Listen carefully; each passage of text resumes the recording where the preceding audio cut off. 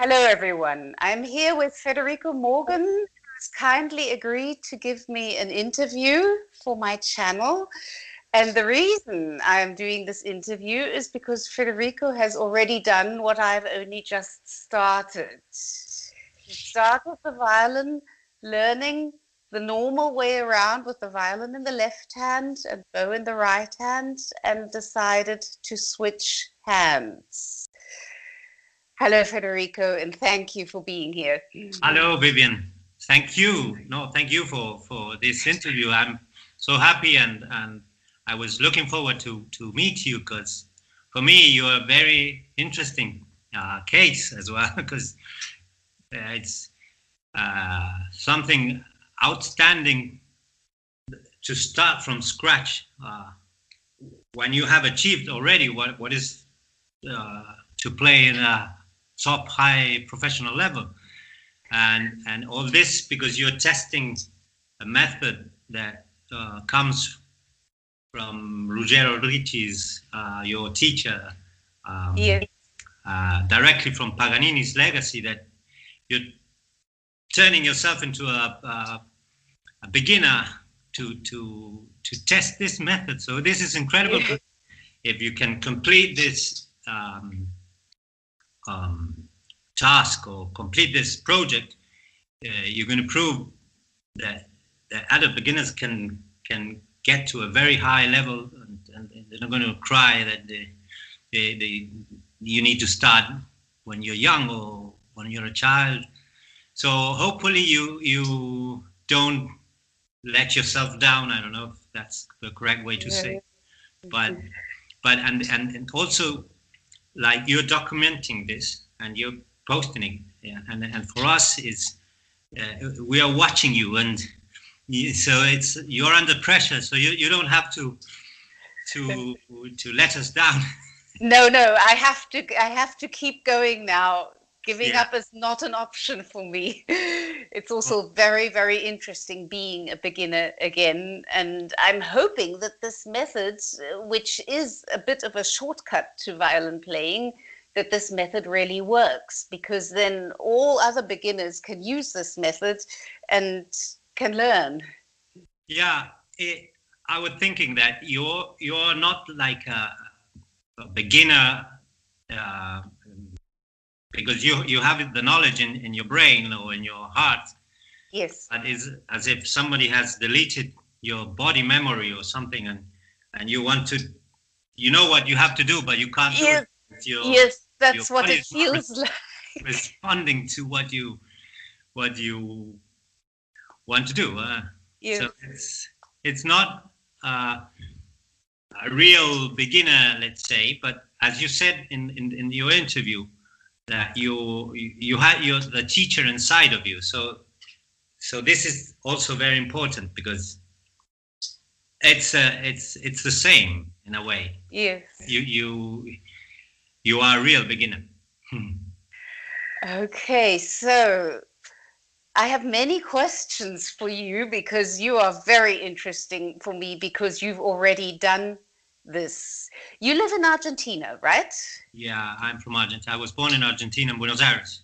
Yeah. And when did you start playing the violin? And when did you switch hands and why? Okay, it was a long answer. So I started from scratch without previous musical training when I was 20, about 20, my 19, 20 years old. And I went to, because I wanted to play the Brahms concerto. I was fascinated by, I was listening to a lot of classical music, and I said I want to play the Brahms concerto. So somebody lent me a violin, I remember, and I immediately placed it on my right shoulder, like naturally.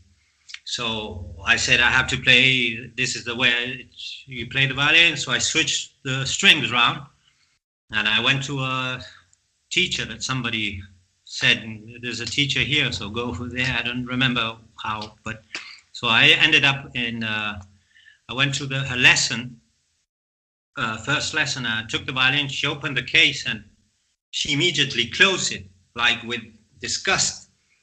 And she was, no way. You're not going to learn left-handed. This is this is not the way you play, and you can't play left-handed. She was an old lady, very nice, from Switzerland, I think. She was living in Buenos Aires, and she had many students, like amateur students. So I was surprised by her reaction, but she told me something that seduced me into study with her. That was that she said, it's better playing with a violin on your left shoulder because it's closer to your heart. So I was okay, and I wasn't thinking much about left-handedness or dominant hand. Or for me, it was I wanted to play the violin, so I just didn't think about. You are left-handed, aren't you? I am left-handed and totally left, like dominant left with my eye, with my and my whole legs, and I don't know, and my yes, I use my left side dominant. Okay. So I went to her lessons, and I was very happily thinking one day I was going to play the Brahms concerto with like, because when you get into this world of violins, I was ignorant of how difficult it is to play the violin, and I was just happily going to the lessons, and I did 1 or 2 years, 3 years, I think. And when I was at home trying to practice what she gave me to study, I remember I was mimicking, and I was doing it the other way. And I was, this idea of changing sides or thinking maybe I should be better or best if I played from the other side. So I was, this idea was like tickling me all the time in my head. So about 3 years of studying with her, she had a string orchestra. So she told me I could go and play with her, the orchestra, and I had the first contact with other string players. And I was, the first thing I remember that I was surprised to see how they used their body to play the violin, which I wasn't doing. I couldn't do. So this observation made me think a lot about this through the years, and I kept studying and observing, and I went to a psychologist. I remember to test this what was going on in your brain or something like that. So after 4 or 5 years, when I was 25, I decided I had to start all over again with my left hand. So wow. So when I did all these years, I started to learn about. I was getting into this world of what is to be a violinist. And so I said, if I want to be the best violinist I could be, I think I should change sides. And I was 25, and I took notice that my teacher wasn't. She was a very nice lady, but she didn't have professional violinist students with her. So I said I should change teacher, and I should start by scratch with my other hand. So this is what I did, and I came to this conclusion. So I was I said bye-bye to my teacher, and I remember I went to a famous violinist in Argentina who was playing concerts, and so I went to him and I auditioned for his lesson to see if he could take me as a student. And I remember I played a Handel sonata, And he said, yes, of course, you can be my student. Okay. And I said, okay, but I want to start all over again with my left. Wow, what was his reaction? Well, he said, you're mad. But listen, he said, you're mad, but I am left-handed and I'm playing concerts. On Friday, I'm playing the Mendelssohn concerto. So all my idea of being a left-handed violinist was like thrown down from a... So I started to think maybe I'm mad and he's right, like he's playing. So I remember I went to see his concert on a Friday, and observing him, I started to feel uncomfortable, and he made me decide that I should change sides, because he was a person that was functioning from his left side. Yes. And playing the violin not the natural way that he would play it. I see. So I remember I thought, no, I have to thank you for inviting me to your concert. I want to be a left-handed violinist. So after this, I had to invent my own method of playing the violin, which was directly related to what I was thinking of what is to play the violin. So I had to put myself into this, my own method of learning.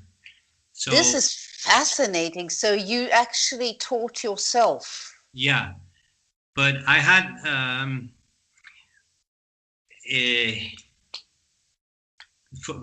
because I had a lot of I searched a lot of information, and I was observing a lot. And what I was observing was that I could recognize when a violinist is left-handed and he's playing the normal way. So I was watching, I remember a friend, I saw him play. You're left-handed, right? Yes, how do you know? I know, I see how you use the body. So I started to do this. I remember, Gil Shaham, he's yes. We all know who he is. I was observing him playing, and I was thinking he's left-handed. And I had a friend that was working in the Juilliard school. Mm-hmm. So he was like in contact with him, and I asked him through chat, like, can you ask Gil if he's left-handed? He came back and said, yes, he is left-handed. So I was like, in a way, proving this, what I was observing. Sometimes I missed my diagnosis, because I remember a friend of mine, I said, you're left-handed? He said, no, I'm not left-handed. Strange, you look like you play like as if you were. And then I did a test in his eye, and he was like, he was using his left eye as dominant. Oh, so he didn't even know he was left-handed. I don't know. He wasn't left-handed, but okay. I don't know what's going on inside that he was playing. So I don't know. If you want, I can tell you about what I was observing and what I think about all this, because yes, please do, because this is very interesting. So I found two aspects of this, like a spatial, aerial aspect. Mm-hmm. For example, if I want to imagine a car, a small car, somewhere around here, mm-hmm. For me it would be much easier and natural to place it in this part, in this side, and not. If I were a goalkeeper and I have to, somebody is going to shoot a penalty to me, for me it's much easier to throw myself to catch a ball in my right side. Yes. And so this is like something spatial that I find. If I want to draw, for example, I have a pen here, I'm prepared for this. If I want to draw a straight line, I would do this. As left-handed, Yes. I would You would start on the right side. and go to the left, because I can control it with my eye, what I do. I see. So this is like a aerial aspect. And then you have the dominant aspect that I discovered, or I feel it. Mm-hmm. For example, if you spot something in the wall, if you focus a spot in the wall, your left eye, in my case, my left eye is the one that's focusing it. So I see. You can test this if you want. Like if you hands like this, and you place this object inside, you for example, I don't know, it's a spot on the wall or something, you close one eye, the thing you spotted inside this hole disappears when you close one eye, and with the other eye is the one that's focusing. In my case, my left eye is the one that's focusing it.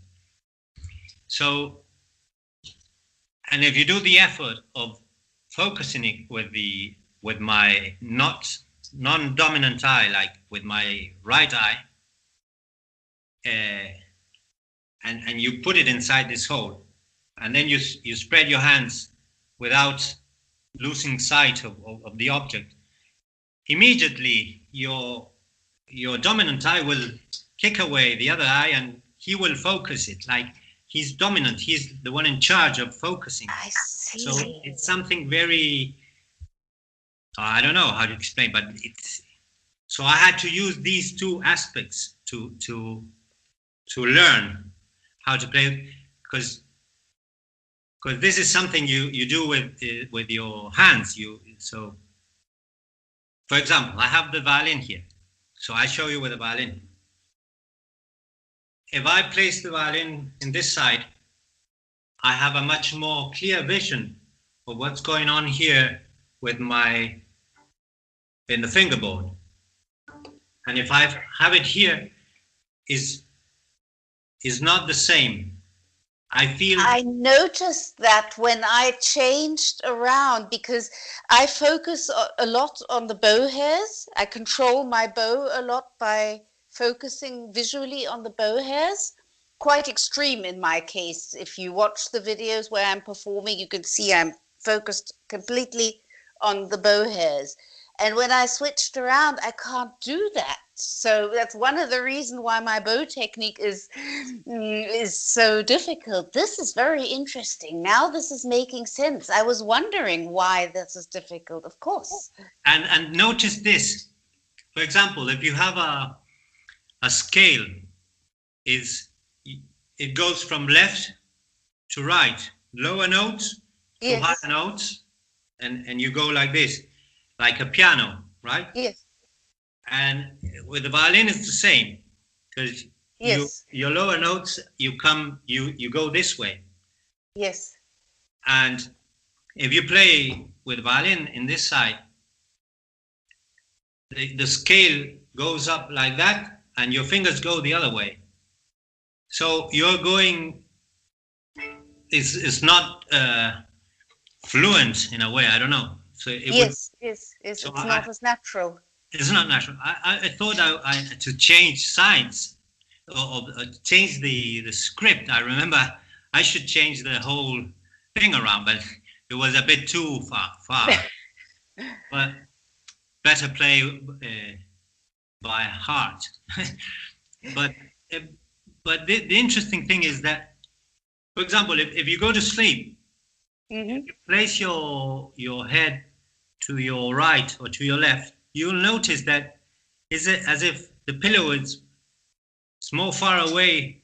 In my case, if I'm lying down on my right than if I'm lying down on my left, as if I was wearing my body from my left side. I don't know how to explain, but something. Yes, it's starting to make a lot of sense. This is very interesting. So, So, how was it when you actually decided, okay, I am switching? Because I'm sure many people told you you're crazy. yeah. Too many no's on the way, and but How did you find the courage to go with your instinct, to trust yourself and your knowledge and your instinct when everybody around you said this is crazy? I suppose I loved a lot the music, and I loved the instrument, but it's something I was observing, and I wanted to do what I was observing, and I couldn't do it when I was playing right hand. So, for example, if I play as a normal way, I would think here, because this is the dominant hand. Yes. And from here, the bow comes. And if I play the other way, is that as if I'm going to the violin. So for me, it was like, I said, okay, I should, this method should be based on painting figures, notes in the violin. So if I wanted to play an E, I would paint, I would think I have to paint, I don't know. I see what you mean. Yes. And yes. And I couldn't do it the other way, because this is the dominant hand. And I would think the E is here, and so it's like it was like a shortcut for you to switch sides. I remember I had I was learning a lot on this side. It wasn't that I wasn't good. I noticed that I was, suddenly I realized that I had a feeling, I got the feeling of what is to play the violin. So I said, okay, if I continue this way, I would think, no, I know something is, I have to do it the natural, instinctive way of playing. Yes. So this is why I changed sides, and then I was trying to produce the same feeling of playing the violin from this side to this side, but I find it's not the same feeling, because here, as if you do this analogy of the line, if I draw the line from left to right, I'm going with the line in a way, and if I'm drawing it from right to left, I have a different vision. I will pull it. I don't know how to explain it, but it's totally different feeling. It makes sense. And all what's going on here is much more fluent and clear vision of what's going on here, and I'm much more in control of what you need to control what you do. If not, so it makes a lot of sense, because the violin is dominantly the bow. The bow makes the sound, the bow makes the music, the bow is how we express the music. And I call it string hand now. I don't say left hand anymore, because otherwise, because I have two now. The string hand is a lot more mechanical. It produces the notes, but the bow is what actually makes the music. So the bow leads. And if you are using both hands, you need to coordinate them. So what I was always like stubborn thinking of how to play. For example, if you play two notes in the same bow, another beginner would think I have to lower down, I don't know, my second finger. and they lose track of what they're doing here. Yes. So Yes. I was always thinking I should only pay attention to the bow, and from the bow I should even think the sound I want to get. Like I want to the note, tune note. I should think it from here, not from here. That's right. That's right. So I should think. I never have to lose track, and I have to paint notes and figures on the violin. This is what attracts me of this instrument, because it's visual. Yes. It's not like a flute that you just hear the sound and you see the fingers moving. But here you can see the notes that the bow is playing. So that's what fascinates me. So I'm always trying to draw or to paint notes in the violin. This is very, very interesting, because the bow leads the fingers. When I play, exactly. I play from the bow, just like you explained. If I were to play from the other side, the bow would be leaded by my left hand. So if I would want to progress and I would play this side, I would just think what the sound and the notes, what my left hand is going to do, and then the bow has to respond. And this is what I see in left-handed violinists that play the normal way, I think. Yeah, this is very interesting. How long did it take you before you were as good left-handed as you were right-handed? Well, this is another chapter, really, because this is happening now. And you would say, why now? That was my question. Because I have so many. Well, when I first started to play the violin, I didn't know, but I had a fracture in my wrist, in my left hand. Okay. So we have a bone here, it's called the scaphoid bone, which is connected to other 8 bones, and they work all together. And I had an injury when I was, I don't know, a kid. No, I was 19. I remember I had an injury. But doctors told me that there's no broken bone, don't worry, it will hurt at time and nothing is wrong there.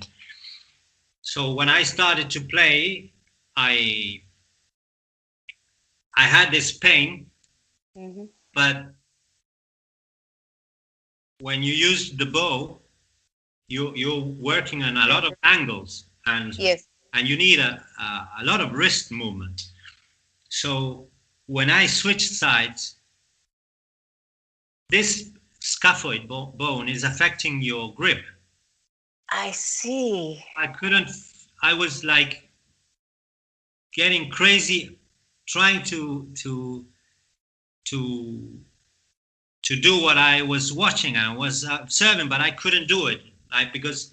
But I need to feel the bow. I need to feel the how to paint. Yeah. This wasn't happening. So this took me a lot of time, and I was thinking, oh, this is so hard to play the violin. I could play, but I had a very light bow, and every time I crossed strings, I had like a small pain, and through the years, like when I was my 40s, 43, 44, the pain started to get, I had more pain, and I started to feel that I wasn't playing better, and I started to think maybe something wrong here. I know it's a bit mad, like so many years, but it's what happened to me. So I went to the doctor, and I told him I had a pain in my wrist, and he said, okay, have you an injury? And I said, yeah, like 30 years ago. So he looked at me as if I was mad again. but he discovered that I had a bone fracture on my wrist. So in a way, I was very happy because I thought, yeah, I'm going to fix this bone, and now I'm going to play the violin at last. I'm going to feel how to paint my figures. So he did this surgery, and he placed a pin. Yeah, a pin. So I had to learn how to use my bow again. And if you see my wrist, this one goes very, very good. And this one, I can't move it more than this. Okay. This is because so many years working and eroded all the other bones. I don't know what's going on inside. But the thing is, I have, at the beginning, after I took the plaster out, I couldn't reach the tip of the bow. So I was struggling with this, and now I am beginning to feel, because I could play much more. The question is, when do you think, when you got, when were you better than the other side? This happened quickly, but very quickly, but I couldn't control. I had, my bow was a mess. So I see, because of the injury, yes. Yeah, but now I am happy that I'm beginning to feel what I was thinking, and this is happening now, like 1 year or something like that. So, but I remember after switching round, I was 28, 29, and I played concerts as a soloist. I played the double concerto Bach, oboe and violin, I remember. And then I saw because I taped it, and I was, no, that's not the way you play the violin. It's not like this. So I could see I had I was in tune, but the sound was so light. Bow, I don't know. Well, that's the story. I see. So you had an injury which made the bowing, of course, you had to compromise a lot with your bow technique because of the injury. I didn't have this injury, I'm sure I needed like much less like time to be happy with what I was in the search of. But I remember my fingers couldn't C sharp. Yes. And with the fourth finger. Fourth finger was impossible at the beginning. Yes, that's impossible for me right now too. It's crazy.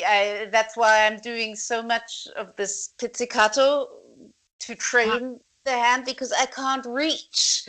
You know what I noticed? Because when I switched around the violin, I had only one violin, and I had to forget about, because I was playing, I don't know, reading sights, yes, Handel. So I was enjoying the violin. And that's quite advanced. Yeah, and those are not easy pieces. No. So I said no, I'm not going to play this, because I have to just focus on only left hand. And what I noticed after, I don't know, 2 or 3 years of playing, that I somebody lent me a violin, and I was, wow, I feel I have progressed. I haven't lost this side. You didn't lose the side in spite of not practicing for several years? Yeah. That is fascinating. But then, after many years, because now that I contact you, I tried. I don't have a normal violin. I tried with this violin, and what you told me about this. Yes. I felt the same. And I don't know, maybe it has to do because we are using the bow in a way that then if you have to do this, it's more difficult, because I remember that time it wasn't difficult for me to do this, but now that I tried a bit, I felt this that you say. Maybe it has to do with using the bow a lot. I don't know. Maybe, and also I think it's probably different. Excuse me. It's probably different if you get older, because when I first learned the violin, I was 4 when I started, and I remember it being when I played for longer stretches. I remember it being strenuous up here, but I never had a problem getting around. And I think one of the reasons why this is difficult is because I'm not 4 years old anymore, and that I'm just not as flexible. But well, I think you're going to get there, because it's your muscles, and I think it's question of time. I don't believe in in things that are not working. I think you can manage, because if not, I wouldn't do what I am doing. Well, you are the living proof that it is possible. That's why I'm so happy that you're agreeing to this interview. What did you find most difficult when you switched? Well, as I was telling you, this trying to get the feeling of playing, because of this, I find it of this injury. I see. Well, that's of course an additional difficulty that you had. But I don't have. For me, it was much easier, like much more natural, and I was happier with. That is very, very interesting. It's fascinating. So, how did the people around you react when you started playing? After a while, that you weren't a beginner, but you were actually playing properly. How did people react? Well, I think they look at me like I don't know, like a circus monkey or something. I was like, look, I can play both sides. Look, give me your violin. I was like. Fooling around with it, like it's nice to, but they I don't know, this world, the violin world, it's like a jungle where you have these it's a hostile place where everybody has the sharpened teeth, and they want to, they're pointing at you, and you're, what are you doing? And so much, everybody's competing, and you find, I want to enjoy what I do. I don't care what you. So it's hard. It's hard, and if you audition in an orchestra and you play well, and then there's another guy that plays the same like you, obviously they're going to choose the normal one. So it's very complicated to. I thought of I think left-handed dominant persons should play left-handed, but as you start from very little, from young, very young, they place you the violin there, and you have to do what they say. And I found so many people that, oh, I used to play the violin, yeah, but I wasn't happy, or things, it didn't work. Oh, you left-handed? Yeah, I'm left-handed. Why? So you find all these through the way. This is very interesting. I've had several left-handed students, pupils, children who came to me, and like all other teachers, long before I thought of this, I just showed them to play the normal way, because I never thought about it.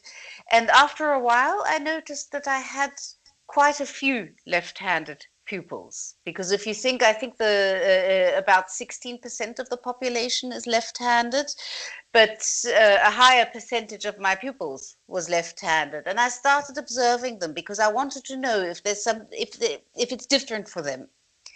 And I never noticed a difference. I didn't notice that they had more difficulties with bow technique or anything like that. So up until now, talking to you, I would have said I never noticed a difference, but I didn't know what to look for.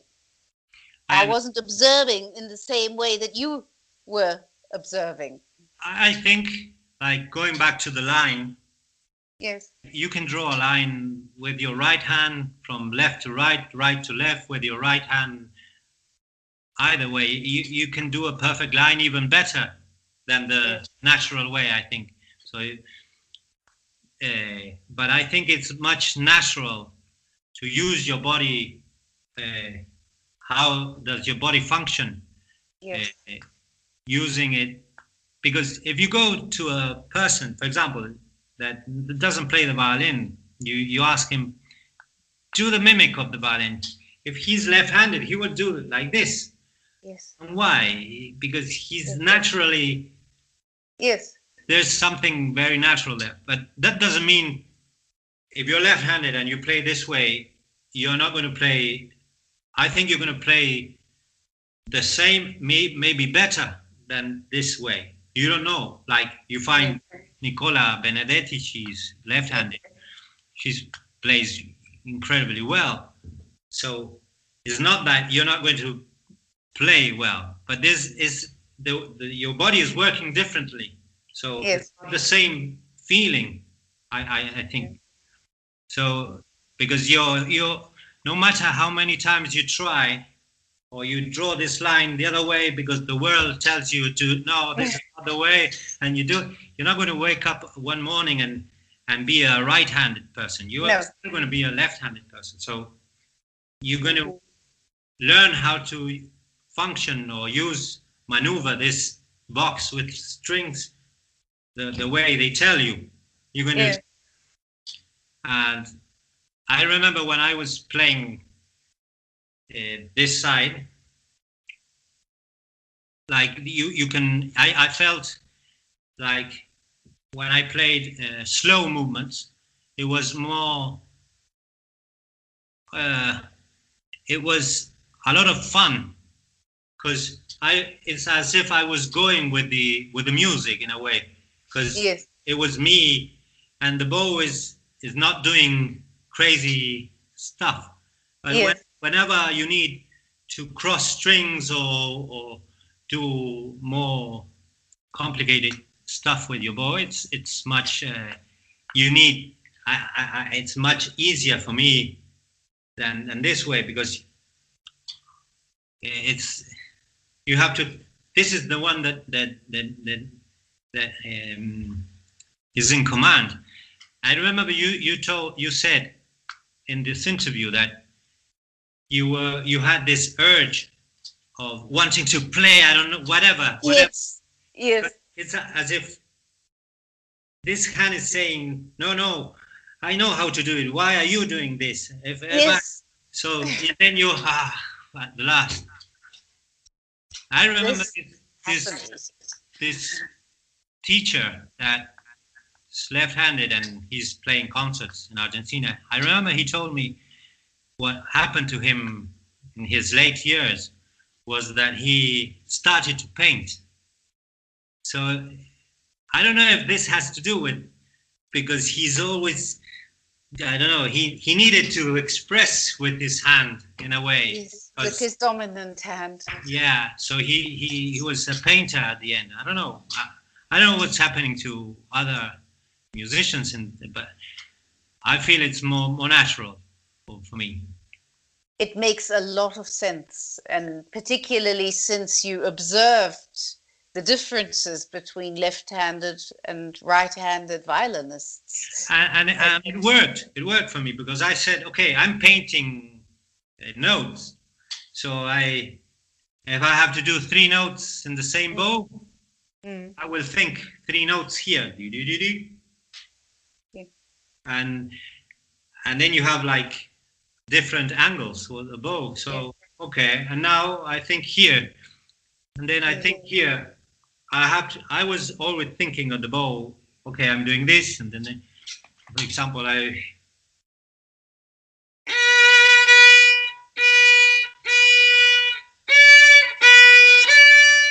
now I'm painting.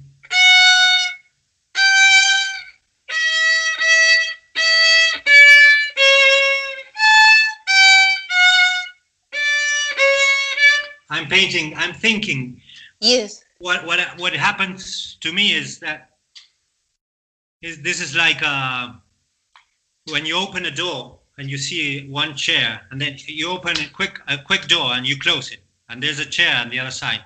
You see one chair, and then you open it again quickly and you see two chairs, and then you see three chairs. But if you have 5 or 6 chairs, you can't see them.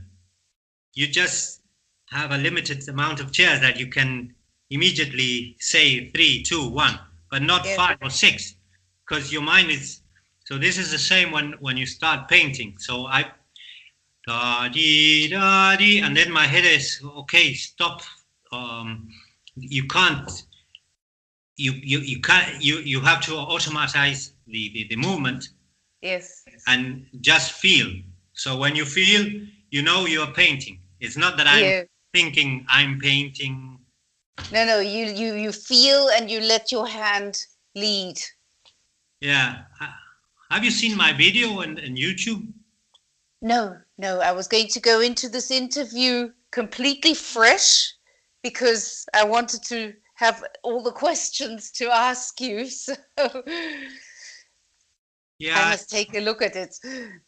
I was trying to play some. I posted a video me playing left-handed. I was trying because I've just been playing without a shoulder rest, and I'm practicing it now. But this video is so. It's not there, but it's me playing the violin, and I was lucky, as I told you in email, because I traveled a lot, and I work and I decided to be a violinist. And when I was 25, as a left-handed violinist, like everybody was telling me, "You're crazy. You're starting old, and now left-handed." And I took this decision, and it went quite well, because I played in so many places with tango orchestras and also string orchestras, and I worked in. I went through Europe like for 5 times, all through Europe.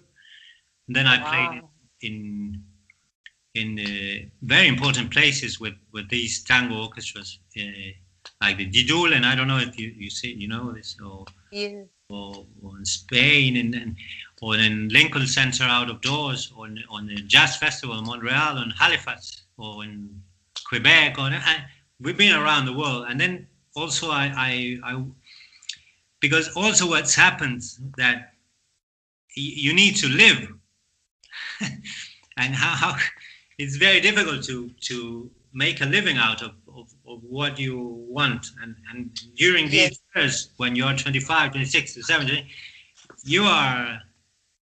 when you're 30, you're not a professional violinist, and you have no money in your pocket, and I don't have a family, for example. So you have to, I don't know, it's hard. I could manage to work in ships, in cruise ships. So I traveled. Remember, I took a ship in Buenos Aires, went south, and then up to Alaska, and in Japan, Caribbean. So the violin took you all over the world. Yeah. So I was lucky in a way, and now I was, before this pandemic, this lockdown, I was working in the north of Argentina, in Iguazu Falls, in a tango show, and this pandemic came, and no, I couldn't play anymore. No ships, no. Yeah. Oh, I'm working in a frame shop now, and I'm not practicing much because I'm working all day. But as soon as things are over, I will be again on the road, I suppose. I hope so very, very much. And if you ever come to Berlin and play in Berlin again, then please tell me because I would love to come and hear you. Of course, yeah. This is fantastic. Thank you so much for talking to me and for sharing this because you are the proof that this is possible. Very, very interesting. I find that you observed something and then you trusted your instinct and you trusted what you had observed and you had the courage to go this way against what everybody else said. And the best is that you got to playing the violin all over the world, that you became a professional violinist, earning your money with your violin under your chin. This is very, very difficult, even for people who have studied the violin. Not many of us earn our money with the violin under our chin. Not many. Lots of people have to earn their money a different way or do something else as well. It's very, very difficult. And that you managed to do this in spite of everybody telling you you are crazy. This is very, very encouraging. I think for many people who maybe are different from other people for whatever reasons, it doesn't matter, but that you could trust yourself to such an extent and have the courage to do what you think is right. That's an inspiration. So thank you very much for that. Thank you for the interview. I don't know. Thank you for sharing your time with me and find this interesting. But when I continued with this playing the violin is because I thought, okay, the world is against me in a way because every time they point at you like you are different or you are not. It's not the way you do things. I remember okay, but when I'm at home alone in my own house, or I don't need it, or even you don't need a house. You can go to a park or something. You have your own instrument and you can do whatever you like. So I always thought, okay, I don't care about what they say. I just do what I feel and I will play for me, not for others. I don't know. So is this what I did? This is fantastic. I think I need to close with that because that's a perfect closing remark. Thank you very, very much. Thank you. Hope to see you.